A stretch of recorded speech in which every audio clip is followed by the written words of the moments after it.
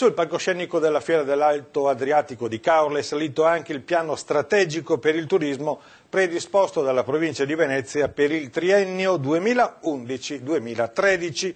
I punti salienti ce li illustra l'assessore Giorgia Andreuzza. Sono stati individuati assieme alle categorie, agli operatori, per cui a tutto il territorio, quelle che sono le priorità o comunque i punti fondamentali per riuscire a mantenere, almeno a mantenere il nostro livello di competitività. Per cui competitività da un punto per quanto riguarda soprattutto le zone forti, le zone dello stage diciamo, mentre invece sviluppo per quanto riguarda l'entroterra. È emerso che queste due zone devono assolutamente lavorare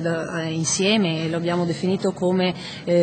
torsione geostrategica, e cioè questa parte diciamo forte di Venezia e le spiagge che può trarre vantaggio anche dall'entroterra e viceversa, per cui questo è uno dei punti fondamentali. Altro punto riguarda il tema essenziale della qualità, intesa però non solo dal punto di vista ambientale, su cui la provincia di Venezia oggi si dimostra leader a livello europeo per diverse iniziative che sono state intraprese dalle amministrazioni comunali e dagli operatori, ma si parla anche di qualità dei servizi, per cui un investimento sicuramente da fare e capire dal punto di vista soprattutto del turista qual è la qualità che si aspetta. Per cui tanti punti hanno toccato il piano, questi sono solamente due. Ovviamente si tocca anche l'argomento della governance, e cioè la necessarietà che c'è che la provincia faccia un ruolo da coach, da coordinatore di quelle che sono tutte le organizzazioni e gli enti, perché purtroppo la nostra struttura è fatta veramente di molti attori, per cui è necessario, se si parla di sistema,